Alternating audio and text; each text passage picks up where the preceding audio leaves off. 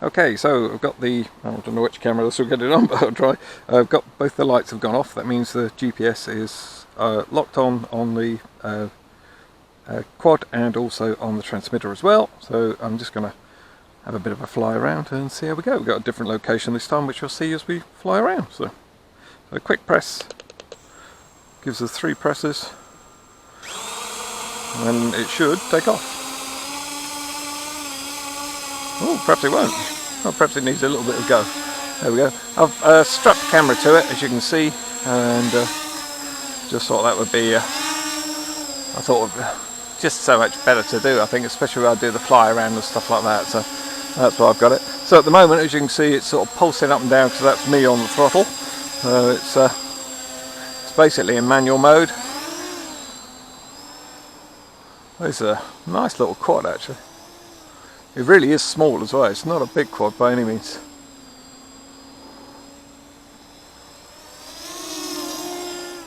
It does get a move on as well. I like it.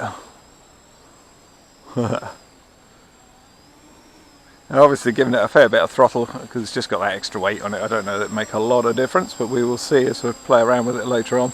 But okay, so flick it into GPS. So let's just literally put it into 2 on this one here on switch B, and there we go. That's sort of holding, and that should be holding altitude as well as position. I'll pretty much say it is. Yeah, even with the pirouette, it's still lined out with those trees, and it's still pretty good. A little bit of drift, and not a lot though. That's a nice smooth GPS. Now the Hubsan X4, that was very smooth in GPS. And I have flown other quads that are not smooth in GPS. They tend to have a hunt sort of function, so they're sort of doing that all the time as they're trying to get their position locked, and this is not doing that at all. That is very nice. Very nice indeed. Yeah, and you certainly got, whoa, yeah, it still gets a move on even in GPS. Look at that. Nice. Oh, bandits at 12 o'clock by the looks of it. Whoa, yes. That's lovely. Okay, well actually it'll be a good time to check out, wouldn't it? We'll just go and put it down over there somewhere or other. Let's just pop it down in that field. See whether it'll hover there.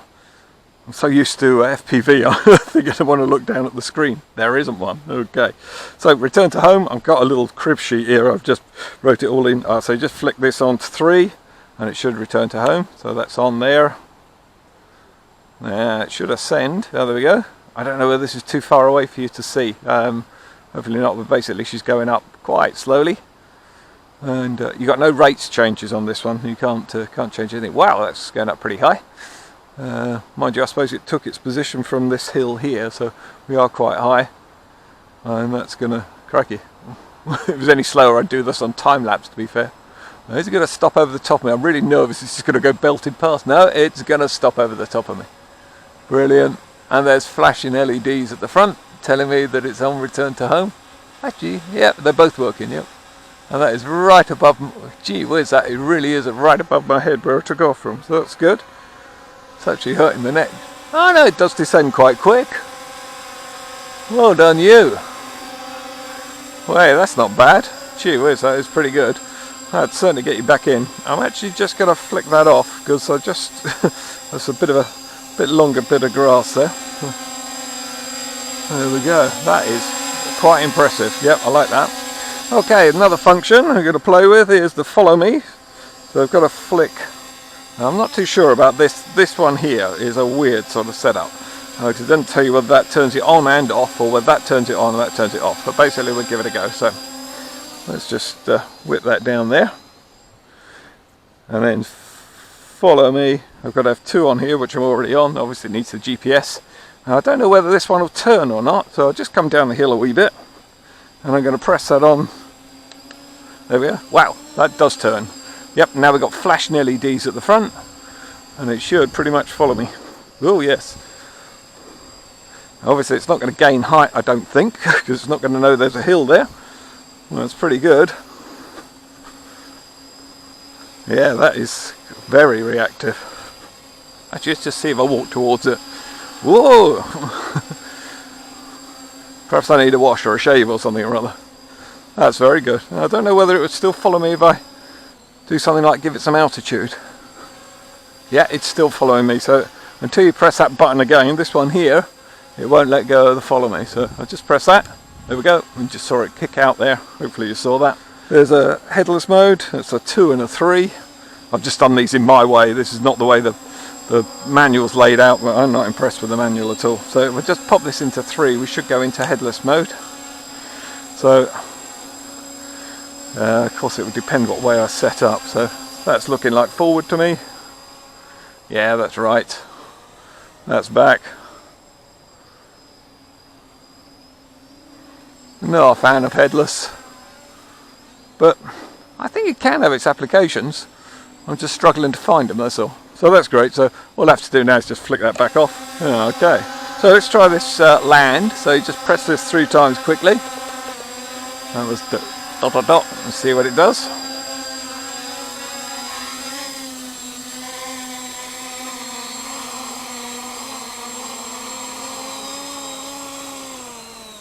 Is it going to kill the motors? Yeah, it did. That's good. Whoa, well, that's different. I reckon it's done something right. There we go. Now it's in the fly around mode. Perhaps you have to be patient. I'm not a patient person, as you probably realise. Yeah, that's doing a fly around. It's, yeah, not flying around my point, but if I'd have picked this as a point, I think it possibly would be. Yeah, that's pretty much... I'm doing nothing there. That is pretty good. So it's just slightly, I think I'm a bit out, a bit about there, I think. So, right, so you can put it out, and off it goes again. Sorry, it's a patience thing, sorry. Not a patient sort of person, I don't think. And then I can actually pull it back out a wee bit further, and it should still, just takes a couple of seconds for it to get back, and then that should do. Let's just do a bigger circle there. And this is about where I was stood, wasn't it? So there we go. Right, yeah. Wait your time. Oh, that battery is well low now. We'll just... Yay, that's great though. No, that doesn't actually work. It's operator error yet again. We get a lot of that on the channel. I don't know why. That's rather good actually. Quite like that.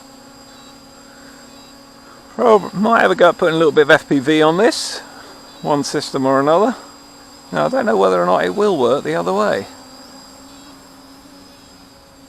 No, it only seems to pirouette one way. Yeah, again, even if I'm patient, it still only pirouettes one way. And if you want it to come forward a bit, you just literally use your pitch. I wonder how tight a circle it will do.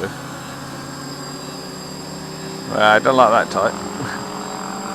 You can tell how good it is on that hold. Hey, no, that is quite a tight circle that's doing.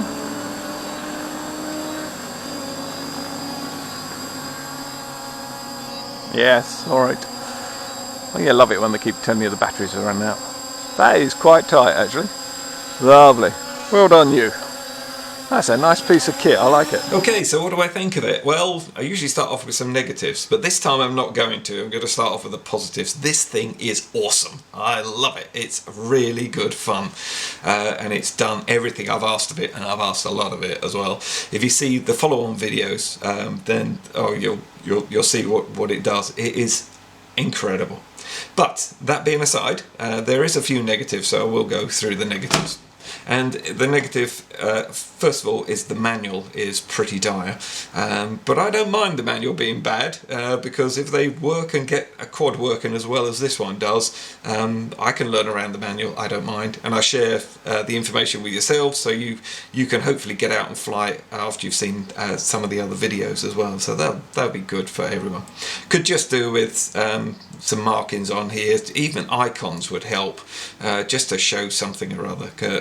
But that aside, the actual transmitter itself works really well. It's comfortable in the hand, and I had so much fun flying with it in all different situations. It was really good and very precise. With the clicks on the switches here, you definitely know it's in, you know, what it's in, and it responds instantly. Once you put it into GPS hold, it holds. Job done. You can see it. Return to home takes a few seconds to get going, but it'll freeze in the air, then it comes back home. So no, totally impressed with that. The fly around was pretty good. Still never really got that fully sussed how exactly you pinpoint it to one, but you can gradually get it right just by moving around a bit. So apart from that, the transmitter is excellent. I really like it. The range was really good on it as well. On to the awesome quad. I love it. It's such a small quad, being only 250 across here, and take these landing gear off and it looks a bit sporty, and it flies really sporty. Really good fun to fly. And my slight negative on it is just this proprietary battery. Unusual setup they've got here, but actually charging it on a hobby grade charger was absolutely no problem at all. I'll put the links to the one I use down in description. So that's a little bit of a negative, but most of the manufacturers are going down this route now.